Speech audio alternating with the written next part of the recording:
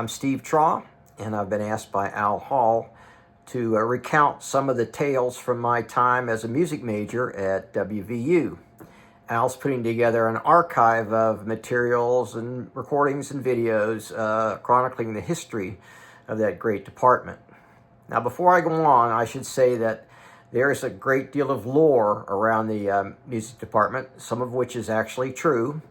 And I'm just going to talk about things that I remember that are sort of pertinent to me and that affected me later on in my life. Now, if any of you remember things differently than how I recount it, this is my story and I'm going to stick by it. The first group I'm going to talk about is the marching band. When I started as a freshman in 1967, it was actually my first encounter with the university rather than taking a class. And I remember having been in the marching band at Fairmont Senior High School, which was quite a wonderful band. I had been to band camp several years and sort of thought I knew what to expect. But when I got there, I was astounded by, beyond the great sound of the band and the wonderful players, that there were two guys who were doing arrangements seemingly overnight for the band to play. I mean, I was astounded. So I made it my business to get to know these guys and went and talked to them and told them that while I could write a series of drum cadences overnight, doing an entire arrangement was superhuman in my opinion. Some of you may have already guessed that this was an exceptional situation, and the two guys were Jay Chataway, who went on to record and write the theme for Star Trek and do other things in Hollywood, and the equally talented Jeff Taylor, who went on to be in the U.S. Navy band and was a head of that band for a while.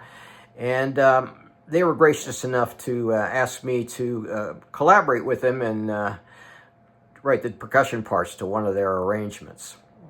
As an aside, about 20 years later, Jeff looked me up at the Music Educators National Conference in Washington, D.C., where I was doing a presentation on the use of music to teach reading and math with small children, and I was honored that he actually remembered me. I'm wondering how many of you were part of the second memory that I want to relate, and that is also took place in Washington, D.C. It was when we went and played for the presidential inaugural parade of Richard Nixon. Now, there were a lot of bands from all over the place playing in that parade, and we distinguished ourselves. Our little band of 80 people were talked about as having the biggest sound of any band there. And we heard this from spectators and other members from other bands. And so it was a proud thing to know how good we were. Now, speaking of pride, the next story I want to relate has to do with whether we were going to become the pride of West Virginia. At that time, the band was all male, and we were only sort of semi-domesticated and want for having a good judgment at times. Anyway, we were getting ready to play a halftime show honoring Bach, and one of the drills we were practicing was spreading out across the field 80 yards and spelling B-A-C-H. Now, in order to do our maneuvers, and maybe this is still common, we were handed these sheets of graphs of the field, and it delineated where each rank was supposed to go. You know, you had 16 counts to get here or there, and that's why that's the way we worked it out. So I think it was about Wednesday, all of a sudden we got new graphs, and we're told use these instead of the ones you've been given. And so we're all huddled around trying to figure out what to do. We didn't know why, but we're going to go ahead and do it. And there were sort of smiles on the faces of the guys who handed out the charts. And I should say that at the time when we were rehearsing, we were in front of the Twin Towers, specifically the girls' tower. And a lot of the girls would, watch us practice out and enjoyed that. So anyway, we start playing and marching, and lo and behold, instead of spelling out Bach, we spelled out the F word 80 yards across. And pandemonium reigned. The girls in the dorm started throwing their underwear out the windows, and Bud Udell almost fell off the ladder he was conducting from, and in short, a good time was had by all, and it's one of my most precious memories. I could only imagine what a scandal it would be if it happened today. The last memory I want to share with you is one that didn't happen until I was in graduate school as a composition major, and I got the idea that it would be really outrageous to do something innovative that had never been done in a halftime show. And I wanted to honor West Virginia as the mountain state by writing a piece that depicted the formation of the Appalachian Mountains, which are the oldest mountain range in the world. And I got that idea from watching, maybe you've seen the Fantasia's use of Stravinsky's Rite of Spring to depict the formation of the earth. And so I wrote Appalachian Uprising for the band, and they were gracious enough to read through it. And I have a recording of that read-through, and I've got it on my YouTube channel if you want to listen to it. But needless to say, it would have been a scandal if they had played that piece at a halftime show. I don't know, maybe today audiences wouldn't mind it, but back then it was something, and they were smart not to do it. But I would like to, I was young and wanted to do outrageous things, and like to push the envelope.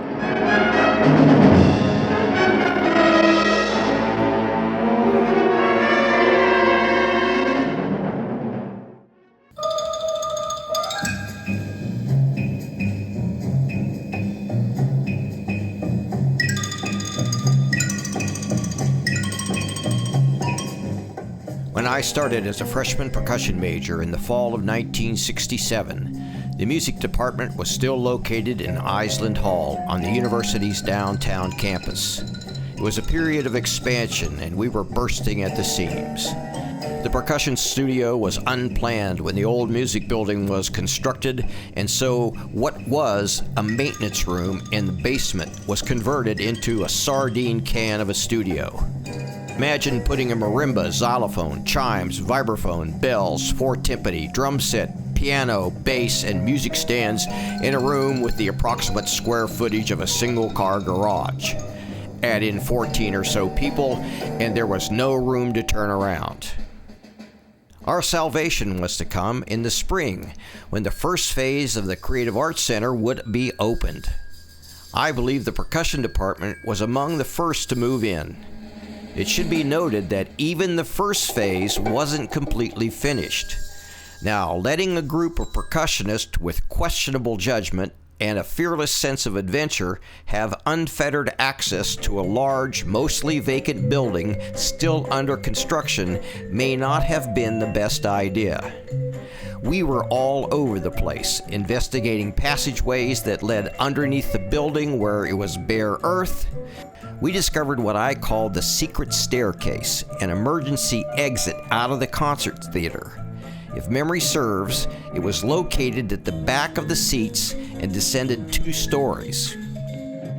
Our favorite way to enter the spacious new studio was through the large windows that led outside onto a planted channel that ran alongside the building, kind of like a converted moat.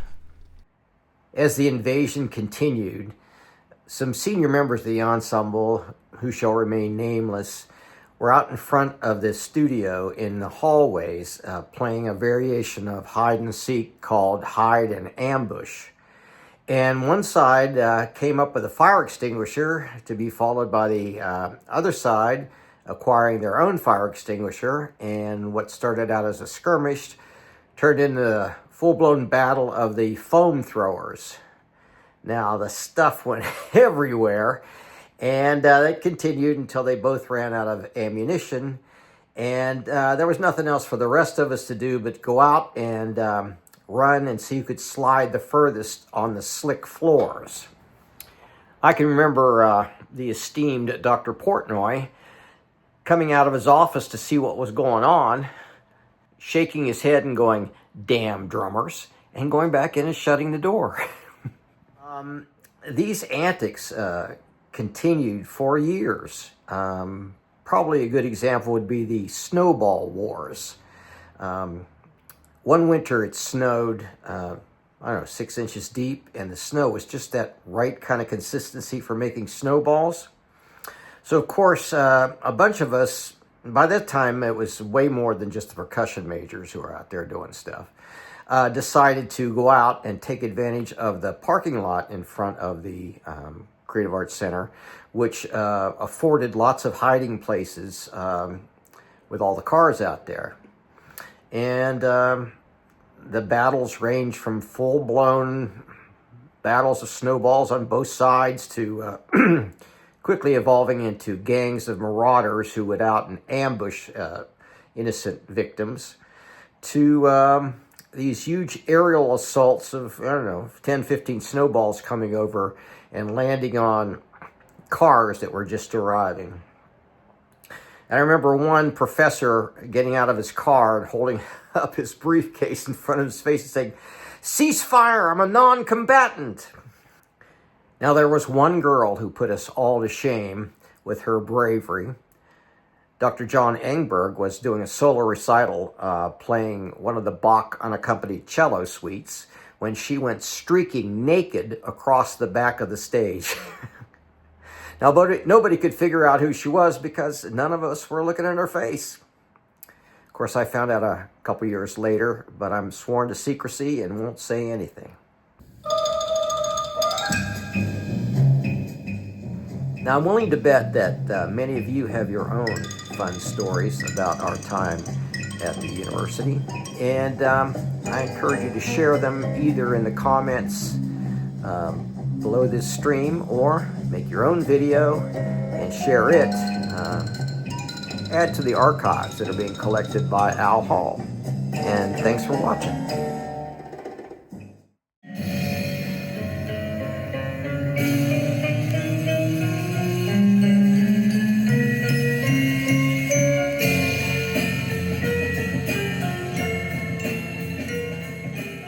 Hi, I'm Steve Traugh with the third in a series of archival videos I'm doing on my time as a music major at WVU. A straight line can be drawn between my future and the time I spent as a music major in the years of 1968 and 1969. They were truly incredible. Now, when I first got on the ensemble, I was sort of low man on the totem pole, and all I got to play were the toys, the tambourines and triangles and castanets, and the fire siren. We played Edgar Varèse's famous Ionization, which had a hand crank fire siren part in it, and for some reason I seemed to be the most appropriate guy to get it. My father never let me live it down. He was used to coming to concerts and see me be the soloist, and he came and saw me playing these little instruments. But I was not to be deterred. I played those parts with my heart and soul, and not being a shrinking violet, with a little flair. And audiences noticed. I remember we played Jimmy Webb's MacArthur Park that G.A. Ramonco arranged. And he had been my teacher earlier on when I was in high school. He came up to me afterward and said, "I never realized the potential of that auxiliary percussion part." And I said, "Well, G.A., once I realized it was the focus of the whole arrangement, I just had to do my best." Even though I went to see G.A. perform on the drum set whenever I could, it was an inspiration in musicality and finesse, I wouldn't see him for decades after I left the university. I think the last time was at the 1992 Percussive Arts Society convention in Indianapolis, where Harvey Mason was playing a piece I'd written for him, Masonata, that was commissioned by the Remo Drum Company. And he and I also did a drum duet after it was over. That summer, Phil Faini was in Africa doing research on the music of various areas. with an emphasis on what was happening in Uganda, specifically the Baganda tribe. And he came back with a whole collection of instruments, not just from there, but from everywhere, and set up an African ensemble and started to teach us the seemingly simple, but once you got into it, very complex music of that tribe. And it really changed my life in my perspective of music, as you will see as time goes on. Now, if that weren't enough, the ensemble was informed that after a competition of ensembles from all over the country, we had been selected to go on a goodwill tour representing the United States to 9 countries in Central and South America. So we really started rehearsing every minute we could. I remember that winter break, we rehearsed every single day of the break, Christmas Day, New Year's Day, and then pretty much every time I had a break from then on. So it was pretty intense and nobody minded. We were so excited. And there was a lot to do. We had to get shots and passports.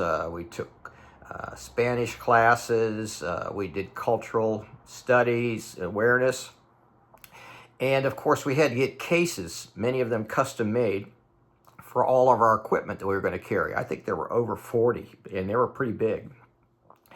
Now, the State Department provided us with a representative. I think his name was Bob. And I didn't envy his job of getting all this equipment from place to place and getting it through customs in time as we went from country to country.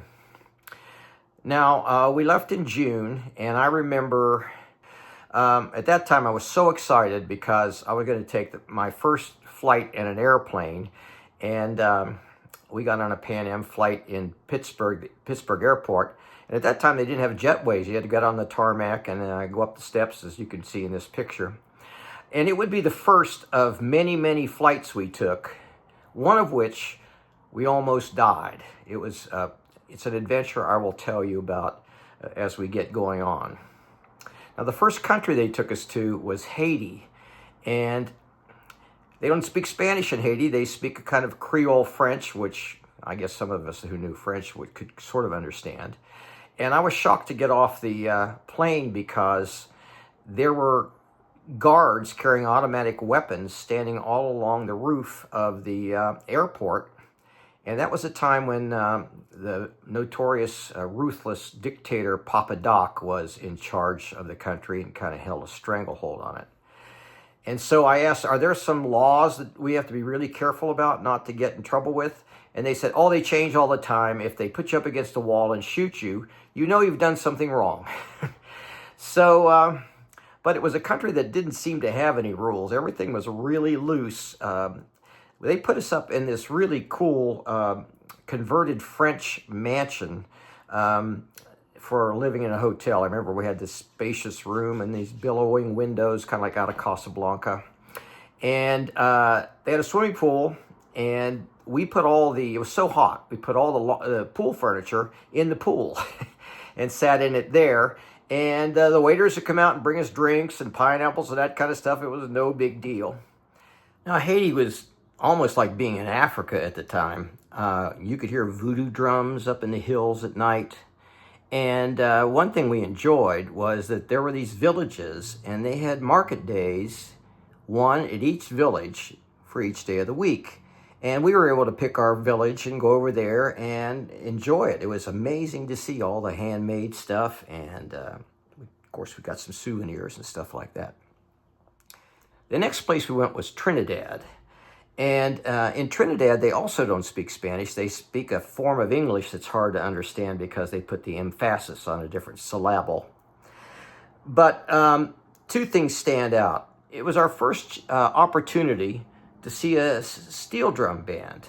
And this was a group that was pretty well known. They were about our age. And man, they were good. And they've had every different size of drum. You know, today it's pretty common to see these groups. But back then, I don't remember them being very well known in the United States. One of the places they took us was this rum distillery. And it was a beautiful place. It was real nice inside in this tasting room. And they walked around with these silver trays of the 21 different kinds of rum they made. Well, being adventurous, some of the group had to taste every single flavor, had 21 quarter shots of rum. So it was a real memory to walk out of that place, stagger out of there, and pour them into the van. And very little sympathy was given to the hangovers they had the next day. The next place we went was Panama, and there are a few things I remember about Panama. Probably the most outstanding one was that they took us to a place that had never been performed, where no American group had ever performed. And Bob said, well, this is kind of an experiment. We're going to see how it goes. So we got in these shuttles, and we drove miles and miles and miles in this jungle until we showed up at this remote town with dirt streets and wooden sidewalks, and we played in a Quonset hut. But people came from everywhere, and it was a big hit. It was fun for us. The acoustics were interesting. And so it was a very memorable trip. The other thing I remember was it was the first place we went to that they spoke Spanish, and we're all struggling to try to remember any phrase we could. Now, after this, we went to 6 more countries, and I think it was Colombia, Ecuador, Brazil, Paraguay, Uruguay, and Argentina. And it's just kind of a blur of traveling and concerts in these beautiful places. But I have a few things I want to talk about that I think you'll find interesting. One is that we had a per diem that we got, which was $19 a day. And we had to cover our accommodations and our food with that. But whatever we didn't spend, we got to keep. We'd starve ourselves all day, and after a concert, we'd go to these receptions at the U.S. Embassy, and we'd load up on hors d'oeuvres. I remember somebody ate 30 shrimp cocktail. They didn't feel great after it was over with, but that's how we saved money. I think I had about 20 bucks in my pocket when we left, and I walked back with tons of wonderful gifts for everybody, and about 150 bucks in my pocket. So that was one of our strategies. Another thing that happened was we played at an all-girls school, and we were mobbed after it was over with. I mean, I remember signing autographs for 45 minutes. And there was this one young lady who was smitten by John Rathbone, who was a pretty handsome guy, and let him know that she'd like to spend some time with him. And John thought, okay, this is another level of cultural exchange, and said, okay, what do you want to do? She says, well, let's go for a walk in the park. So John was looking forward to it until he got out there and found that her grandmother was going to chaperone the two of them. And that in their culture, this was, and it showed his intent to get married to this good little Catholic girl. So John couldn't get out of there soon enough, and so it was sort of an awkward cultural exchange at that point in time. John, I hope you don't mind me telling this story on you. Another thing I promised to tell you from before was these flights we took. We were warned that this one I think we took like 19 flights, so it was always. And we were warned about this one airline, Avianca airline, by some Peace Corps guys we ran into. And lo and behold, I think we flew with them about 3 times. And on the 3rd time, fate kindly brought to fruition this warning. This plane, we had just served dinner, and the pilot came on and said, we're about to run into some turbulence, don't worry, after which he immediately flew into a thunderhead, and we dropped 3,000 feet, and food went everywhere. Sitting while we're falling, we're looking at this food up in the air, and I look over at the steward, and apparently this happened all the time because he took his coffee cup and stuck it up on the ceiling so it wouldn't spill. We came out of it, the food's landed every place, and he just brought his coffee down and took a drink. And that was just the first leg of this scary adventure. We were about to go land at an airport that was new, that the pilot had never landed at, and I saw it out the window. It just looked like a strip, a landing strip they'd carved out of the jungle. And he realized as we were going in that his approach was not at the right angle, was not straight enough. And so all of a sudden he banks the airplane really hard. We come down and we hit the landing strip off balance, and we were going from one tire to the other. Boom, boom, boom, boom as we go down. And finally it pulls out. And so that was our last time with Avianca Airline, and it was a stuff of nightmares. One more experience that I think you'll find interesting is that we had to take a bus from Bogota, Colombia to Cartagena, Colombia.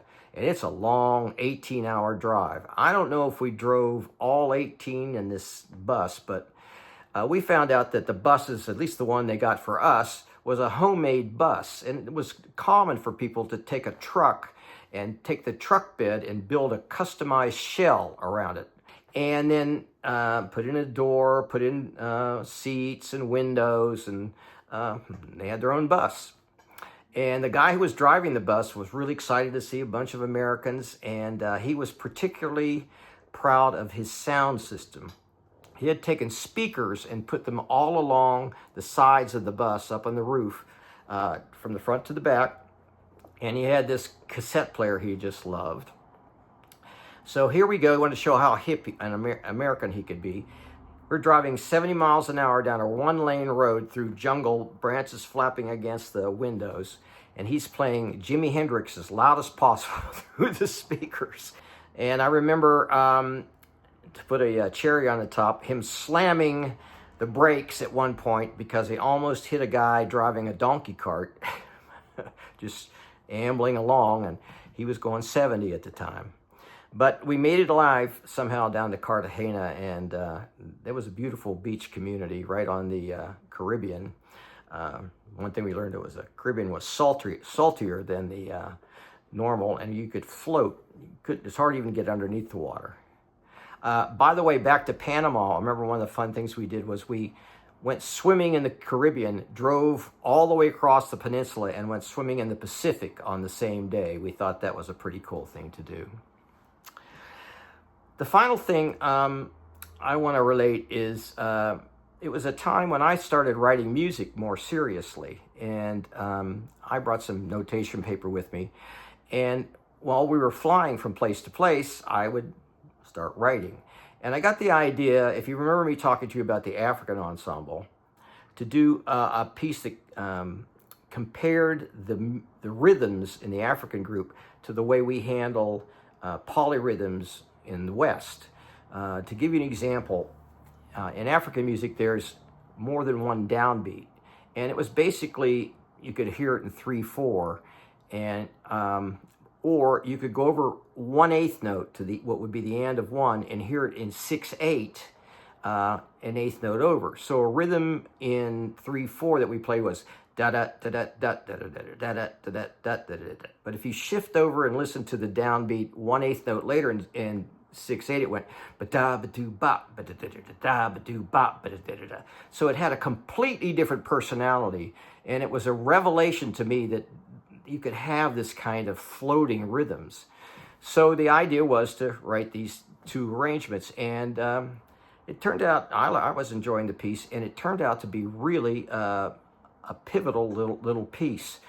Because when I got to Los Angeles, by sheer fluke, it led to a set of circumstances where in 2 years I would be writing music for the Los Angeles Philharmonic.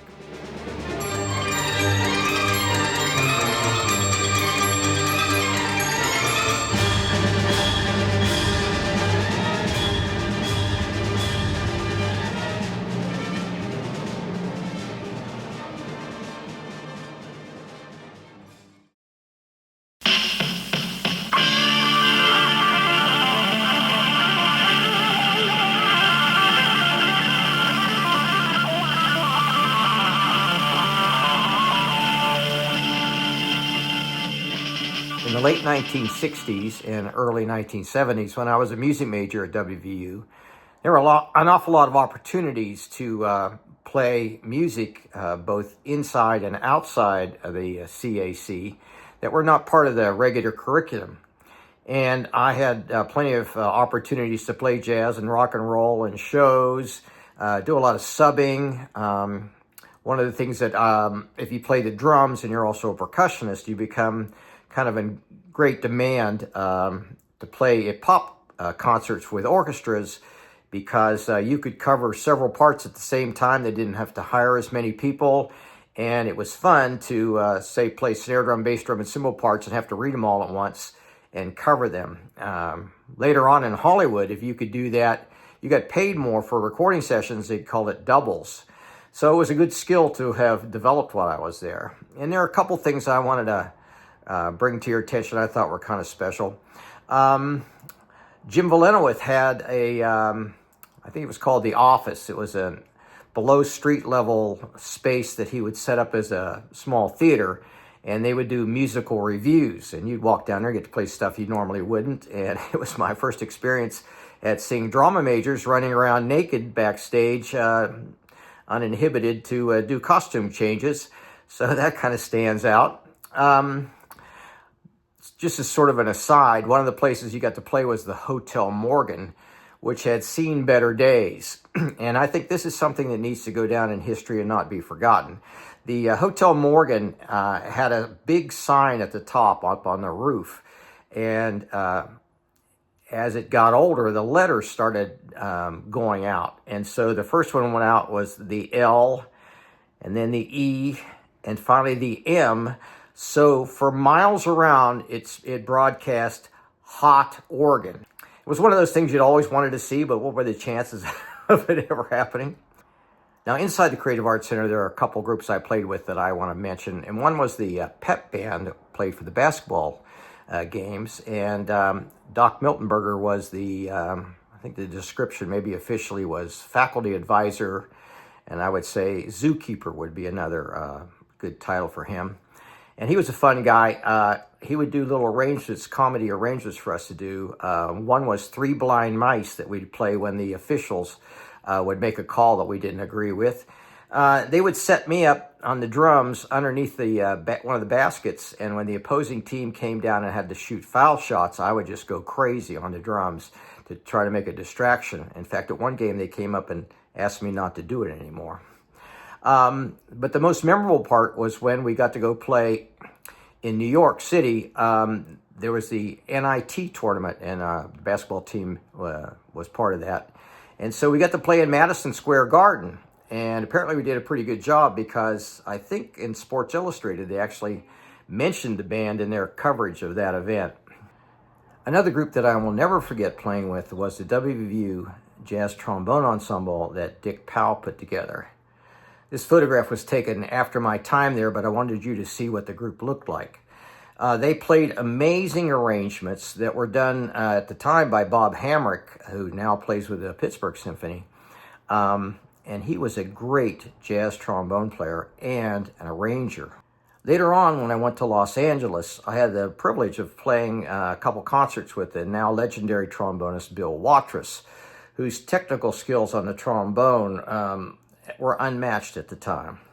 But I felt his jazz improvisations were not as good as Bob Hamrick's, which goes to show you the level of talent of students they had at WVU. One thing developed that I think is part of the history of what was going on in music at the time was a trio, J.P. Morgan on keyboards, John Rathbone on bass, and me on drums, that formed the nexus of a group that would become Stone Freight. We were pretty versatile. We could play straight-ahead jazz, top 40 rock and roll, and eventually evolved into a very creative, progressive rock and roll ensemble. Of course, we listened to everything. I had a pretty good stereo system, and so groups of music majors used to get together in my little trailer and listen for hours. The Goldberg Variations, Miles Davis's Bitches Brew, Frank Zappa, the Beatles, and so forth and so on. One of my favorite memories was sitting there listening for maybe a half an hour and no one saying anything. I've never experienced anything like that again. Now, one memorable gig we played was for a fraternity party social. Everybody was in tuxes and formal dresses, And right in the middle of it, the back doors opened up and these very hip looking people walked in that certainly didn't belong there and seemed to be enjoying listening to us. And then we got a note that said, Stevie Wonder would like to sit in with your band. And we were stunned, but of course agreed right away. And he came up, actually wanted to play the drums, so I moved over on congas, and we played a couple numbers together, and it was something. Of course, the crowd went crazy. After that, they invited us up to Fairmont, where they were doing a concert in the National Guard Armory, and we got backstage passes and hung out with them. And now I can say I played with Stevie Wonder. We also did some stuff inside the Creative Arts Center. We played a recital of our own original compositions. But then something very surprising happened. Apparently they got a call from the governor's office to have the best jazz trio available in the department go down and play at the Greenbrier Resort for the Republican Governors Conference. And our job was to back up this Las Vegas act called the Saints. And they kind of did a variety of things. Some of it was comedic and some of it was just straight ahead jazz trio stuff. And we got down there and they saw a bunch of 3 kids from the university, and they were very skeptical that in the backwaters of West Virginia there would be musicians good enough to play their book. So we sat down and we did a rehearsal of the first act, and things went well. Only the music for the second act got lost on the airplane and they didn't have it. And it came in during the first act. So we had to get together at intermission and just talk through the music. And they were very worried that we would be able to play this stuff because it was complicated with stops for jazz routines. And they were doing stuff from Jesus Christ Superstar that had all kinds of time changes in it. Well, they shouldn't have worried because we just blew that music right off the page. And after it was over, they said we played better than many of the professionals they get in Miami and New York and Las Vegas. So we're pretty proud of that. We were always looking for a place to practice. It was a real problem. And lo and behold, the solution came from one of the most unlikely sources we could imagine. I was teaching a beginning percussion class as a graduate assistant. And one of my students came in. It was an older gentleman, very clean cut. And I had this big afro and wondered what he was going to think of me. And it turned out he was a retired major from the Marine Corps, Major Donald Peterson Young. He went by Pete, and he was this really great guy. He'd always wanted to get a major in music on his alto sax. And he made friends with us right away.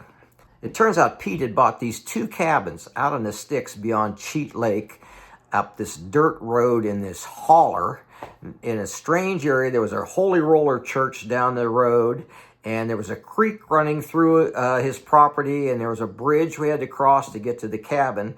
But we went over there and set up and stayed there all summer and practiced every single day. Now, we were very fortunate at the time to recruit Tommy Schultz, who was truly a gifted rock and roll guitar player. I think any band across the country would have been happy to have him, and we were certainly blessed by that. And we were in heaven being able to play anything we want, rehearse, be as creative as we wanted to be. We wrote original music. Here's a picture of JP and I composing, and together we were able to create some really forward-thinking original compositions. We would do a lot of free-form improvisation, just sit down and play whatever came to us and sort of interact with each other in the craziest way. And on a break, we heard a knock on the door, and this little girl came up and said, "My mama wants to know if you'll play some more of that there outer space music." Apparently the music went right up this holler to somebody's cabin. We practiced for hours every single night, and people would come watch us. Now, some of these people we didn't know. We had just assumed that they were friends of somebody else, and they'd end up spending the night and then moving on. We'd never see them again. Well, it turns out without us knowing it, we became this sort of underground place to stay for people who were traveling across the country, kind of like going on their way to Woodstock or somewhere. And we were part of this network without us knowing it. I think in all that time, we ended up playing 3 gigs, and we had this huge amount of material. probably the pinnacle of the whole thing was a concert outside the Student Union at WVU. And by all accounts, it was something to hear.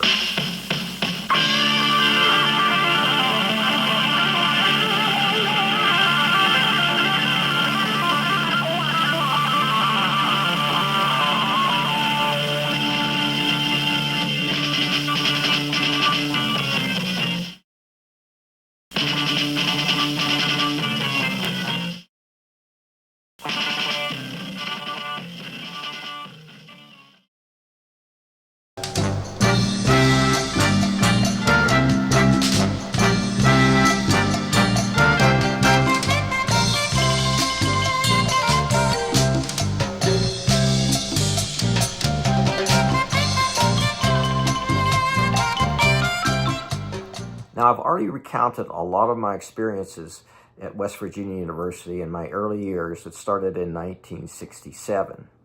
But there were a series of events that came together that paved my way to go to California, and I think it's a pretty good story. Now, in the fall of 1972, I'd already gotten my bachelor's degree in applied percussion, and I was in my second semester as a composition major. In that semester, it was announced that the Pittsburgh Symphony would be coming into residence then the following semester. Sometime, I think, was in February. And that if you were a composition major, graduate student, you could write a piece for the orchestra and they would read it. And if you were a graduate student and had a concerto ready, you could play the concerto with the orchestra during a reading session. And I thought, why not kill two birds with one stone and write a concerto? Now, I was a pretty inexperienced composer. I never had written anything for orchestra. In fact, I'd hardly written anything at all. But I'd been studying orchestration and arranging from Don Wilcox, who was a masterful teacher and made me feel very confident that I had command of writing for these instruments. Besides, what did I have to lose? As far as playing the timpani, it was hard to judge how good I was because there aren't that many timpanists around to compare yourself to. But the previous year, the university had had Aaron Copland come as artist in residence, composer and conductor. And we were doing his organ symphony, and it has a wicked timpani part in it. And so naturally, I spent a long time making it work so I wouldn't embarrass myself when he was there. And we played through most of it, and then we went on a break, and I'm sitting there studying the part just to make sure I've got the next thing ready. And somebody taps me on the back, and I turn around, and it's Aaron Copland. He says, "I don't get that part played that well in New York or Boston. You really do shake a mean stick," is how he put it. Well, naturally, I was very flattered. And it gave me a great sense of confidence that I was a pretty good timpanist. So writing a concerto for myself didn't seem that far-fetched. Now, actually, the biggest challenge for me was not writing the concerto or learning to play it. It was getting it done in time. I was a graduate assistant in percussion, and I was a full-time college student taking all these classes, plus playing concerts and the usual things we do as music majors. So I had to write music every spare minute that I had. And fortunately, Reed Bingham came in and helped me copy parts. We wouldn't have done it without it. So the big day came. Reed and I copied music maybe all night, I don't know. And my biggest focus going in there was, can I get this part played correctly while the orchestra is playing? So we start, and this part that I had written is pretty wicked, so I'm concentrating and I'm playing it, and all this music I had in my head is coming alive around me, and it was so intense. There was no other experience I've ever had in my life like that.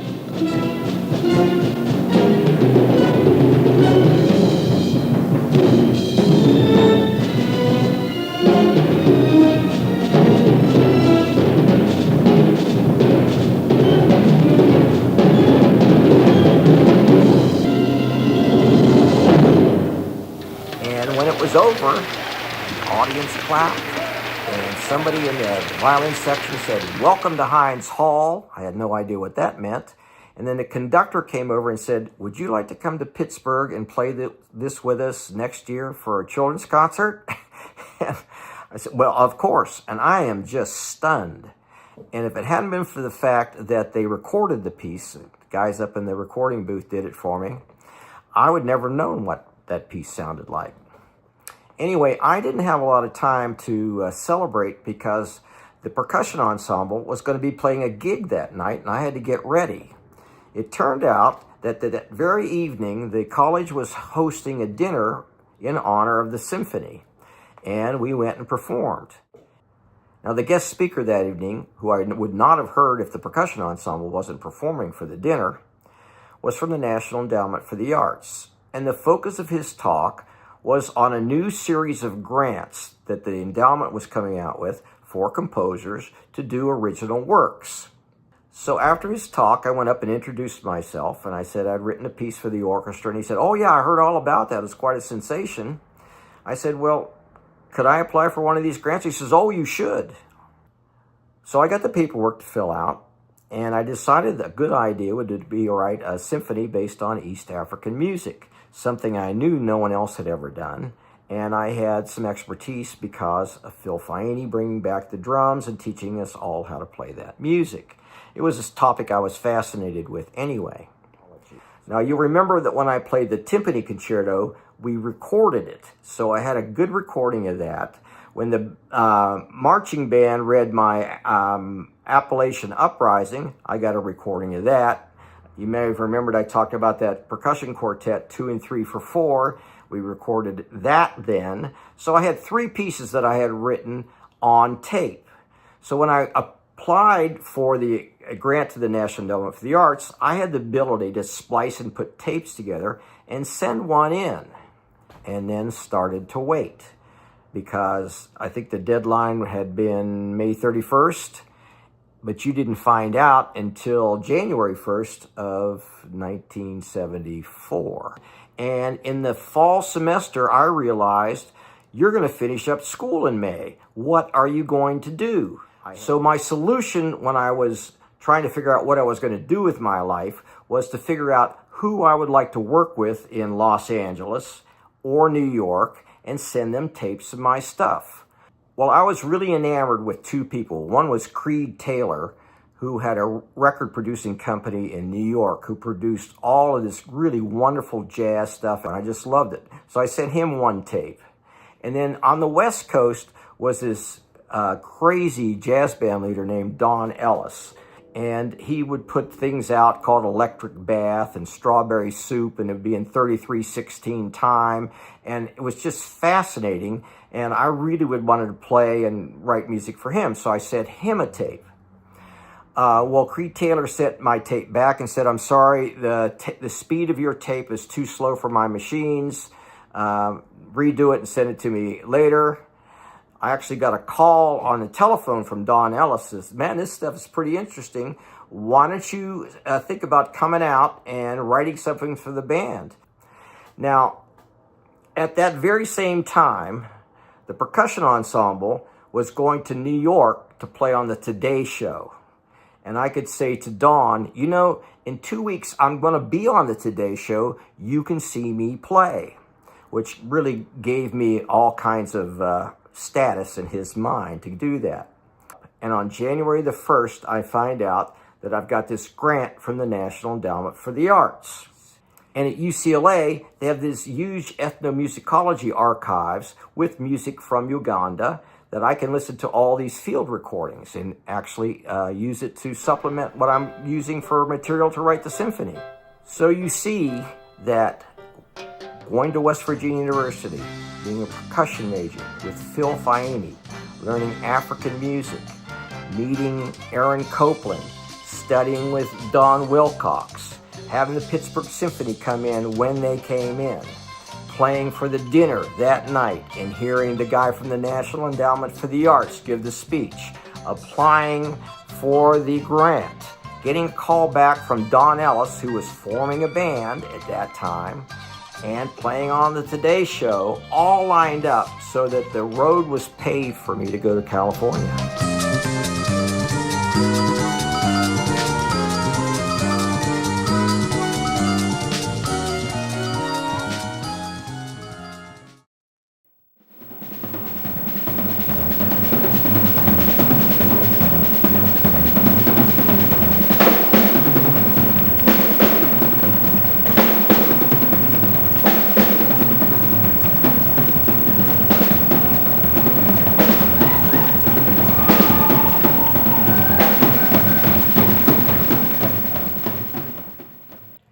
I'm wondering how many of you who were at WVU in the early 70s recognize that drum set routine.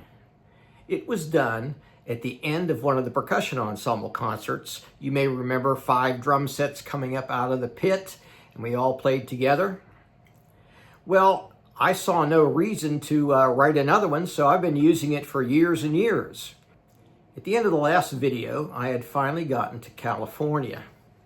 Now, people seem to be more interested in what celebrities I had run into when I was in California than anything I had done myself. So this video will be full of celebrities as well as famous percussionists. So let's go ahead and get started with Claire Musser. The concert that opened up this video was dedicated to him.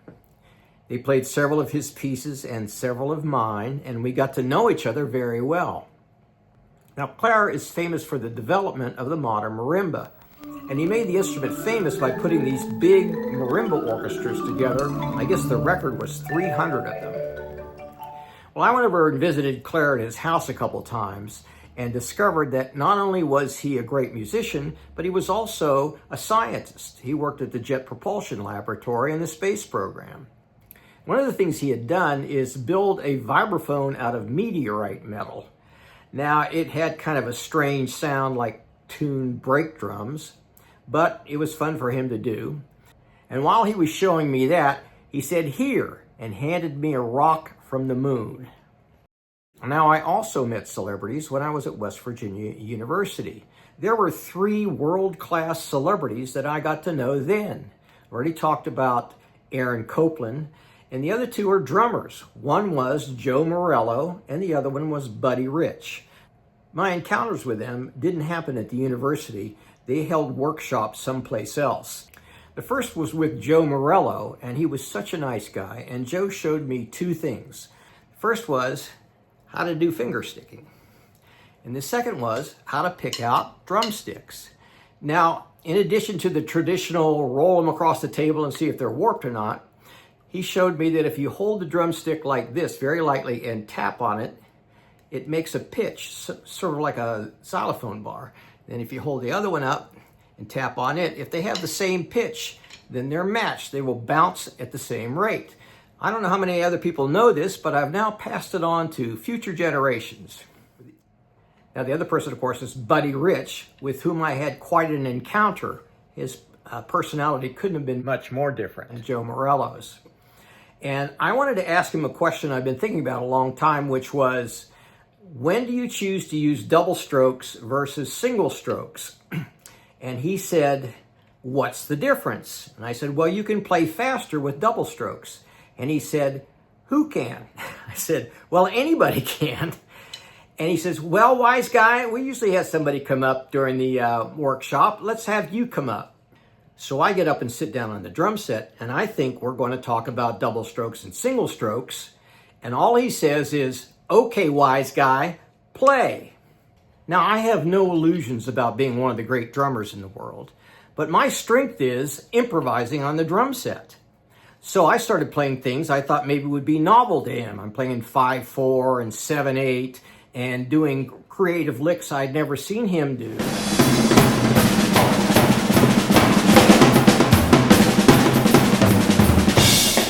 And then, of course, I went from single strokes, faster and faster, down to double strokes until I crushed it. You couldn't hear a sound in between. And when I was finished, the audience just erupted in applause. Well, he was pissed off, and he accused me of being a plant from someplace beside West Virginia. Of all the celebrities I met at WVU, the greatest one was Phil Faini.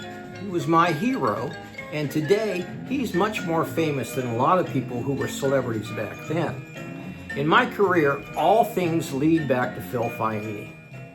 When I got to Los Angeles, my main goal was to make a living as a percussionist and a composer.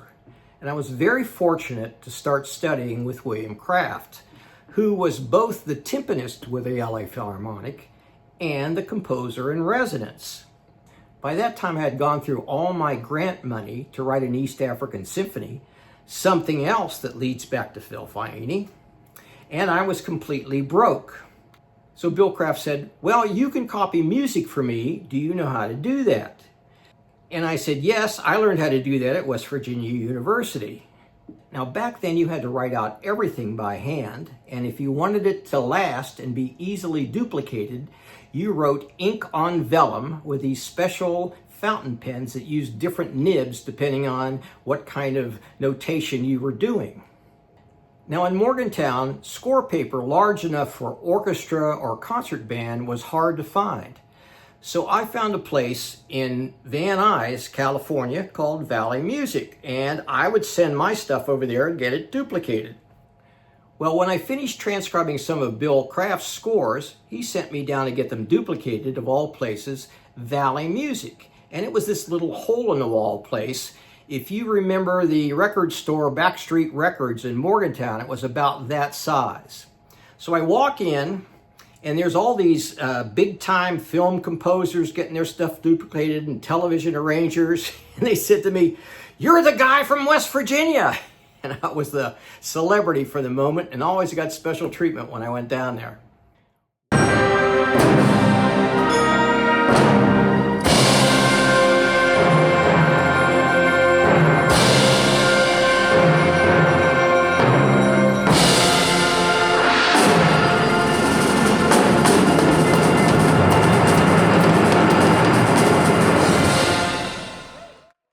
Within 3 years of studying with William Kraft, I was conducting a bunch of kids in front of the Los Angeles Philharmonic at the Hollywood Bowl. Now, how I got to that point is quite a story. You may remember that when I started studying with William Kraft, I had no money. I was down to living on boiled cabbage and baked potatoes, and in a rooming house where I did all the gardening, so my rent was $25 a month, and I wasn't always on time with that rent. Well, I lucked out getting a gig working with a bunch of kids in East Los Angeles for the Montebello Unified School District. Now, I was prepared to do this because at West Virginia University, Phil Faiini hooked me up with a summer percussion program, and I got to work with a lot of kids. We rehearsed at Scher High School, which had a complete set of percussion instruments. So even though most of these kids had little experience with percussion, they did play other instruments and could read music, so we could jump right in and start a percussion ensemble. Well, word spread throughout the Los Angeles community about our engaging little percussion ensemble, and it couldn't have happened at a better time. It seems that the Los Angeles Music Center had just established their education division and were looking for groups to feature in their new programs.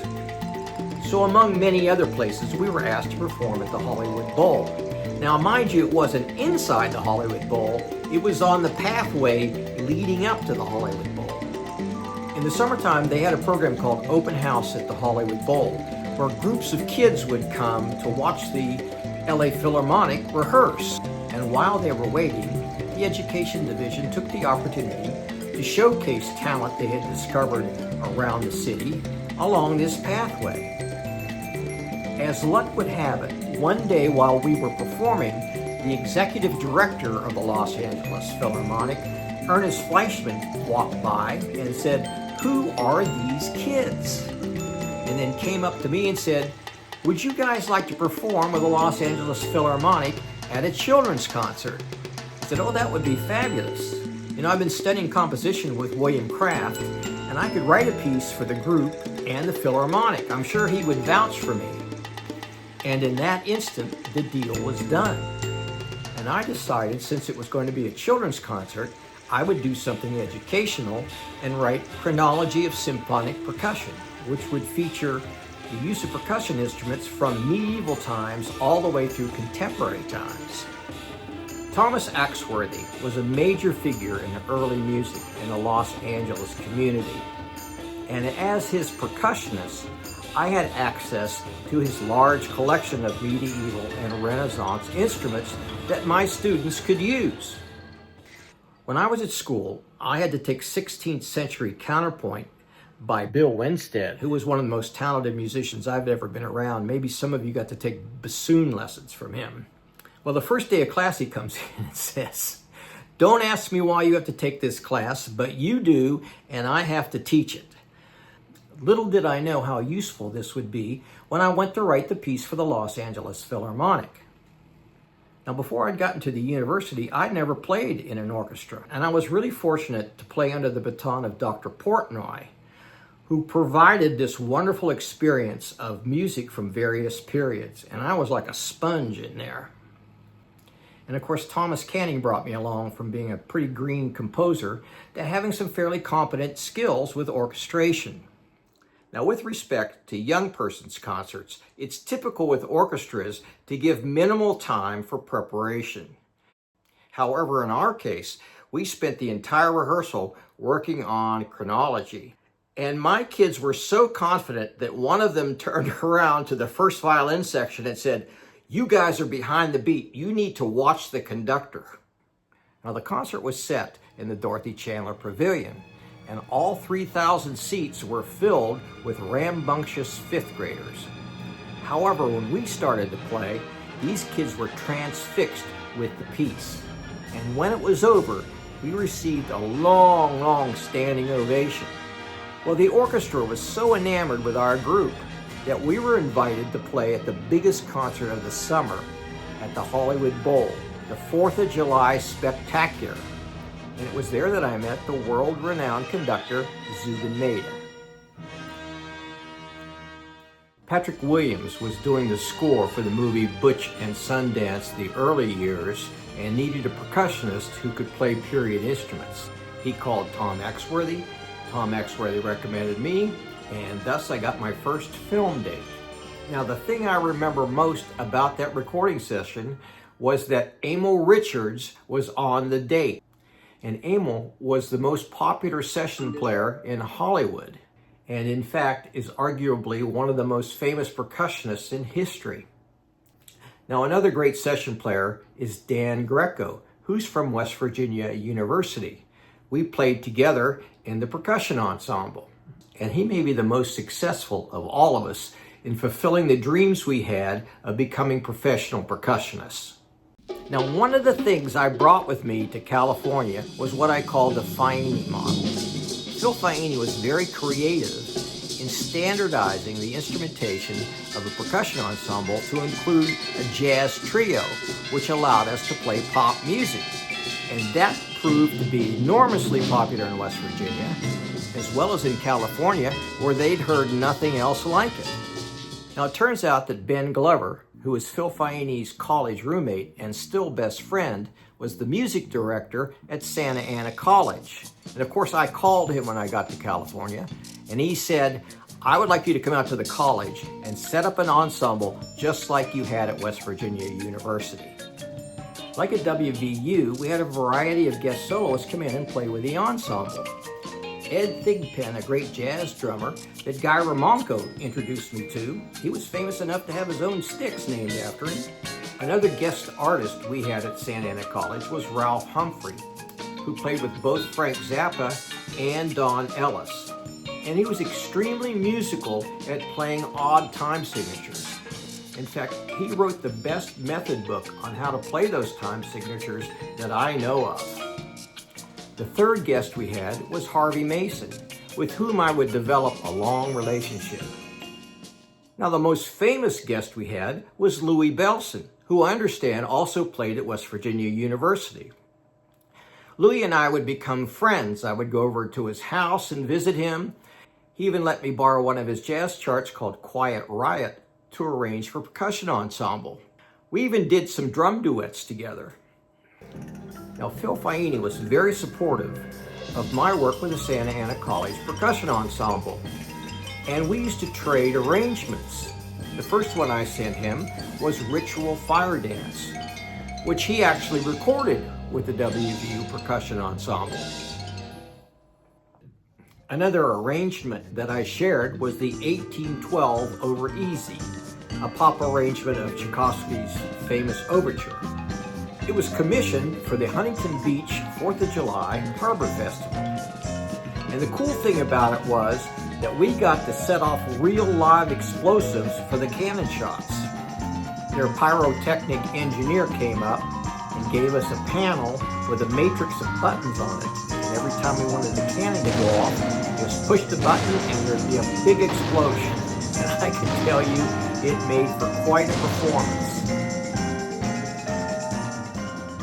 Now, I had the good fortune when I was there of playing with the African ensemble. And we actually made a movie called The Heartbeat of Africa, which I thought had been lost, but have recently uncovered some footage. The Renaissance in African music has led to increased Western interest and has had an impact on Western music.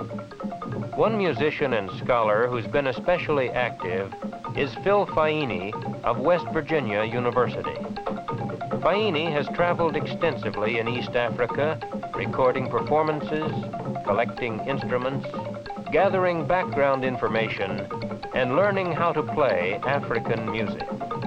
His percussion ensemble has toured internationally for the U.S. State Department. Now, I was determined to carry on this tradition with the Santa Ana College Percussion Ensemble, but we had a problem finding instruments. So another former percussion major from WVU, Ross Riddell, agreed to help make them with me. For some of it, we were able to use the same traditions as the instrument makers from the Baganda tribe. But we weren't about to take sections of a tree and carve them out. And I realized that some pottery had the same resonance characteristics as wood, so I had a friend of mine make the shells for us. Another issue was making an Amadinda xylophone. So I found a marimba maker named Del Roper who had the wood to construct one for us. Now you can be the judge of how authentic those instruments sound.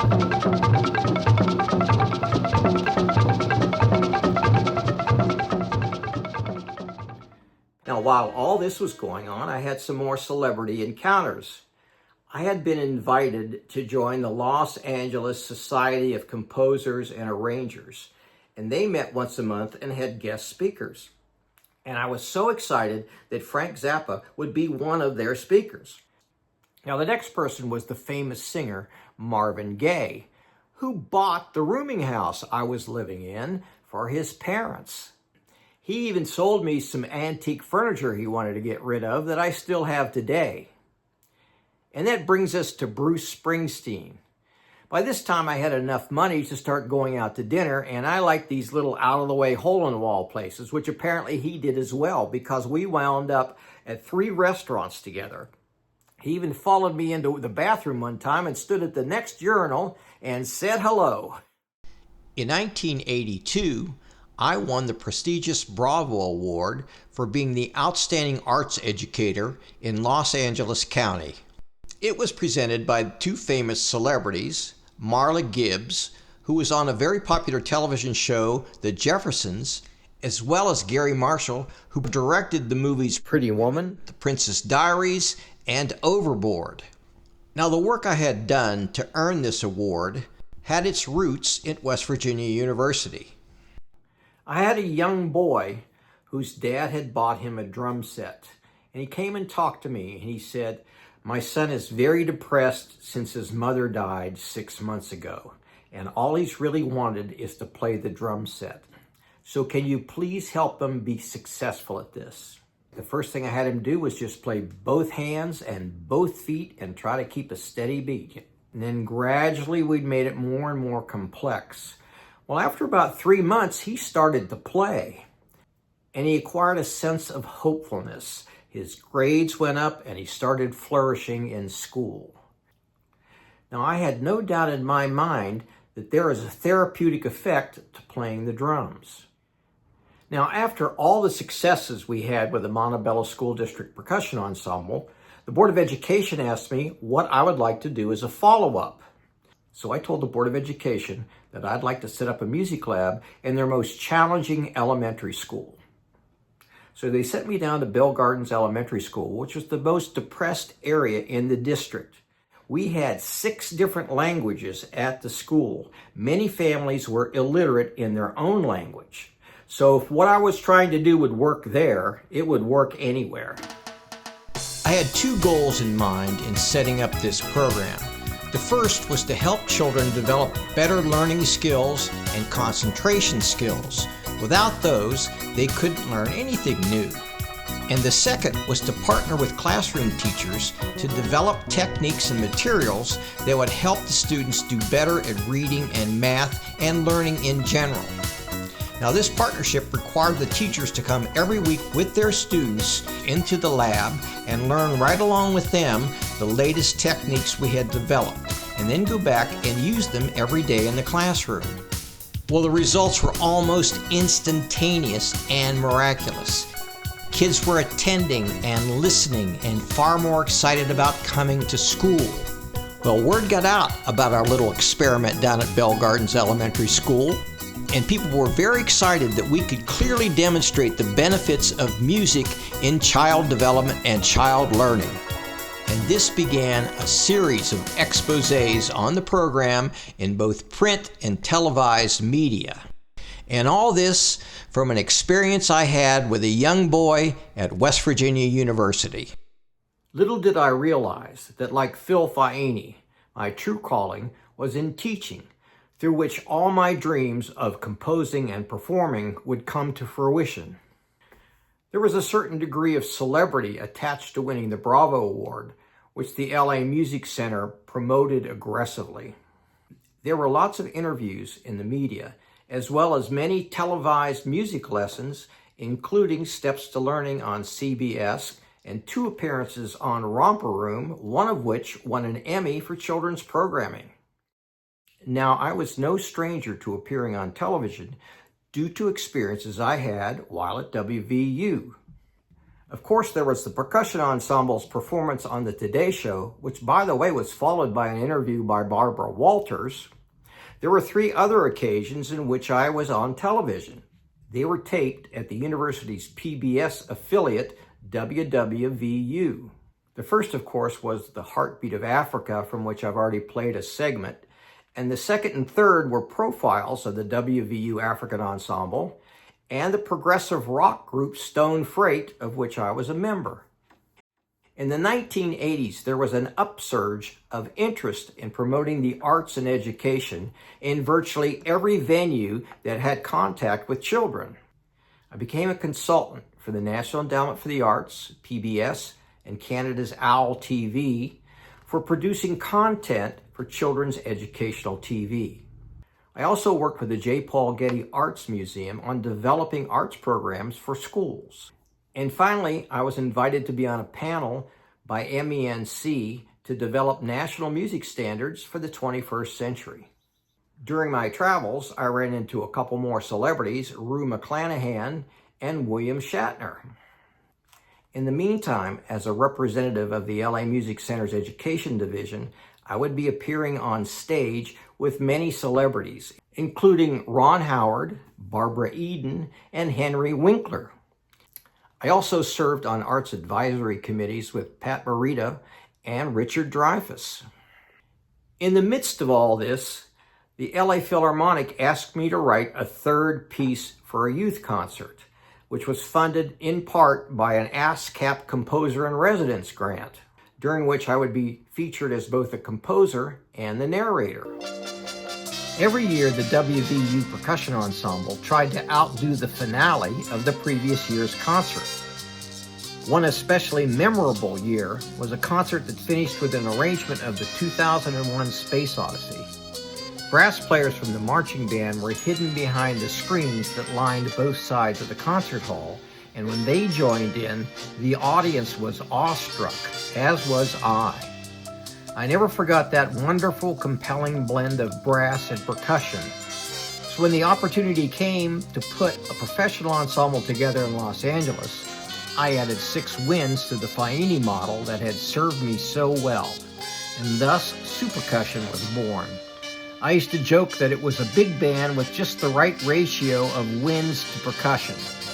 We played concerts at various venues throughout the greater Los Angeles area, including a series of community concerts sponsored by Paramount Pictures.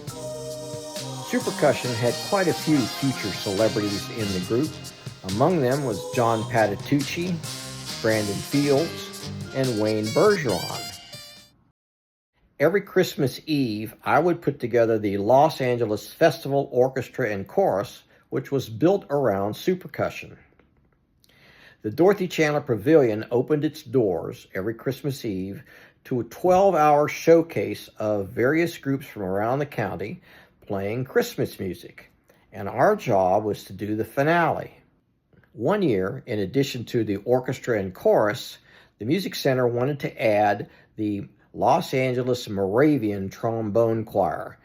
Recently, an oldie-moldy VHS recording of that concert was uncovered, and I spent a long time restoring the film as well as I could, and here's an example.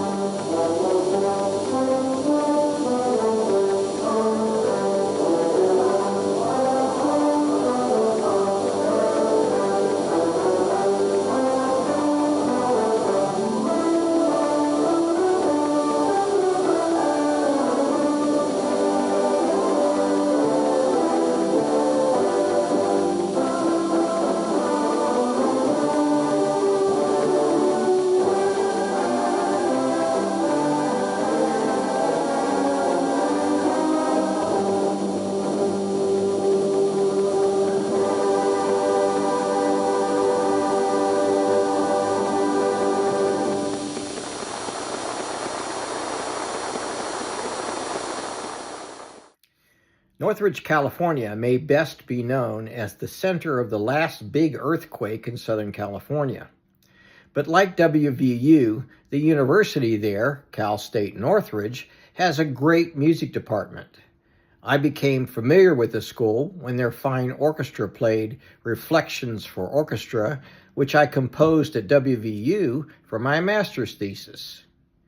I was pleasantly surprised to discover that Dr. Mary Shamrock was a professor in the music department. She had moved from teaching music education at WVU to CSUN about the same time I came to California. We reconnected and developed a friendship over our mutual interest in music education. I had been working with the Remo Drum Company on the development of therapeutic and educational percussion instruments. Remo commissioned compositions, performances, and workshops for a wide range of events, including new product rollouts, Percussive Arts Society conferences, and a piece for the American Orff Shoalwork Association's National Convention in Los Angeles. And Mary was the president of the AOSA at that time. Of all the things I've done, people seem most impressed with my having played on the soundtrack for Disney's Hunchback of Notre Dame. There was a need for a percussionist with experience playing Renaissance instruments, and once again, I got the gig through Tom Axworthy's recommendation. The thing that I remember most about those sessions was that the soundtrack required so many musicians, Disney had to rent Sony's huge studio, the largest space in the LA area. Speaking of Disney, one of their top film composers, Dave Metzger, was a member of Supercussion. Over the years, Dave and I worked together on a number of recording projects. He did the arrangements for many of the songs I wrote for educational publishing companies. Eventually, I set up a small audio and video production studio in Idlewild, California. One of my neighbors was Dick Halligan, the former keyboardist, songwriter with Blood, Sweat, and Tears, and a busy film and commercial composer. Dick recorded a solo jazz piano album in the studio, as well as the instrumental tracks for a Mattel Toys commercial he had composed. The vocals for this commercial were added at the legendary Bakery Studio in Hollywood. We were in Studio A at the same time that Brian Wilson of the Beach Boys was working in Studio B. On 3 occasions, I was honored to be invited to come to West Virginia as a guest presenter. One was for music education majors at WVU that Phil Faiini arranged. The other 2 were arranged by his daughter, Dr. Joy Faiini Saab, who used to sit on my knee when she was a little girl. And with that, things had come full circle. Phil Faiini took an awkward 17-year-old kid who could only read snare drum music, and as he has done with so many others, helped him to reach his potential. Making this video has been an act of gratitude on my part, as well as a tribute to the memory of a great man. Hail to the Chief.